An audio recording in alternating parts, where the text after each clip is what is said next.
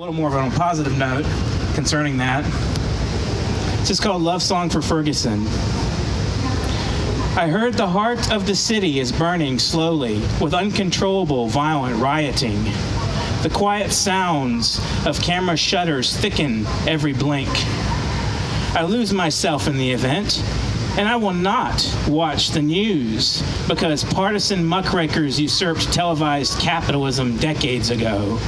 The last image I retain is of young blacks holding hands to guard neighborhood stores from angry looters. The pursuit of happiness is caught by surprise within this vapid turmoil and systemic failure. A world remains coldly indecisive, while I look with eyes distant and surreal. Will the misery index climb higher while bodies pile upon bodies in ashy streets? I hear singing. This is a people who keep hope with song. Thank you. I wrote this recently and I posted it to Facebook, and it had a lot of positive comments. I didn't think much of it, but you never know what your work is going to do. So it's called Dog of Sorrow. I'm worthless as the dust of struggle makes me, buries me, deepens my skinny bones, annihilating me by characterizing my existence as nothing, nobody, erased. I want to be beautiful and eternal, meaningful and bright, deep and soulful, aching and blessed. I am not fear. I am not resurrection. I cannot deepen your already great being in the world, presence shaking, whimsical in design. Thank you. Appreciate y'all being here today. Love Last Bench. You guys got to check the place out. It's really great magazine. This is called Heartbreak Mansion. I dedicated it to Audrey Hepburn because she's the same personality type as me, which is an INFP. A lot of us poets have that same personality type. Loneliness is a sad, lonely horse, long-haired and misunderstood. He seeks the high plains where the Lord whispers through his teeth. Unlike the majestic unicorn, loneliness whimpers and feels unheard. He is deep within you, dreaming, not wanting a herd. The shepherd admires him from a distance. He loves his open space for dreaming.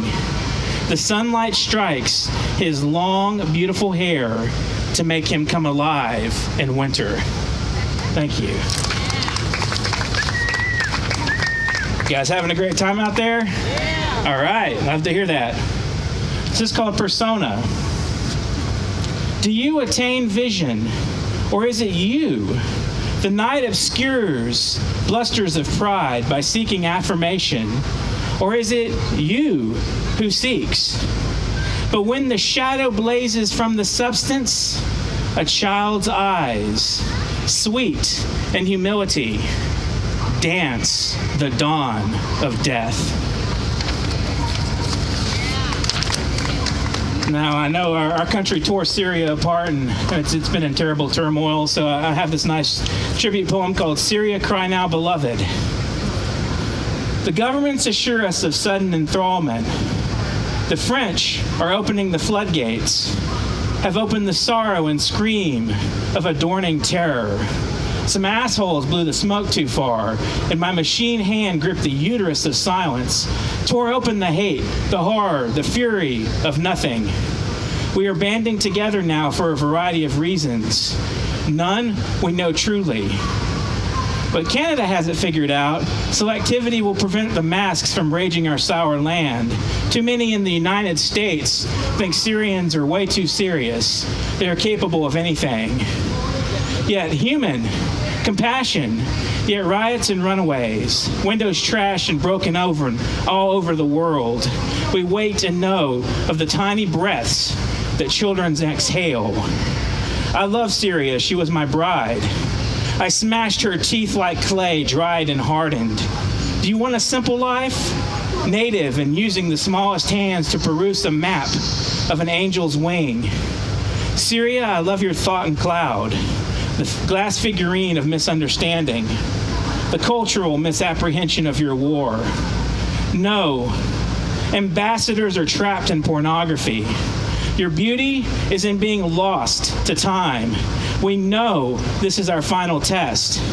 God is at rest, letting us find answers.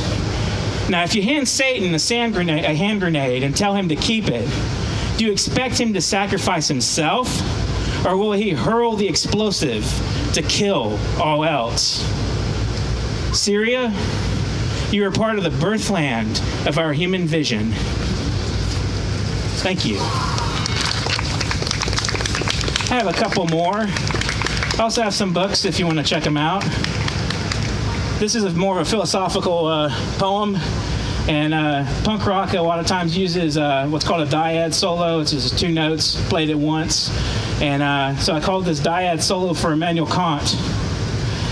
Dear Mr. Emmanuel, the day is selling well. Perhaps I set my clock to your regular walks. I have a simple question regarding your confession of the noble categorical imperative talks. You say an act is necessary if all of heaven's emissaries decree it so, that good will may exist. You too propose that the absolute wears fine clothes, but we cannot see even his mighty iron fist. How then, if it is not certain, what good is behind the curtain? Are we to strain our ears for something so unclear? If we find agreement without the plans of sycophants, haven't we understood the absolute we prize so dear? You insist to your audience, brave God does exist, and ideals are either grand or perilous. But with the imperative, we assume each one a narrative and shut out the ideal to engage with physical sense. Tell me how God can both exist and not exist.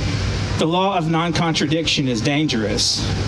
You pause and indicate to tabula, and finally to alpha and omega. Nothing exists to unexist. The law of non-contradiction is dangerous.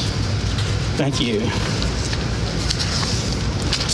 This poem was nominated for a pushcart this year.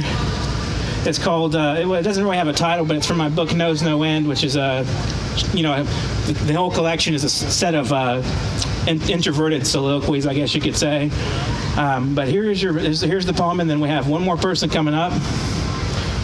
As if joy and hope were my only possessions, I waited for the sun to open its petals against the hapless sky, waiting for its proud proclamation. What do the Furies tell in this calm night? Does Apollo, god of sorrows now unfolding, know the jealousy of the wild west wind? If this youth is so beautiful as to inspire ruthless insolence of sacrifice, why shouldn't he be immortal? Hyacinth, dream child of my awakening, the spring shines its delight to your eyes. Alas, drawn on your petals, my flower. And now I know why you have been my companion in these rustic days, tired and old. These intense months, now past, have caused tear after tear in my heart.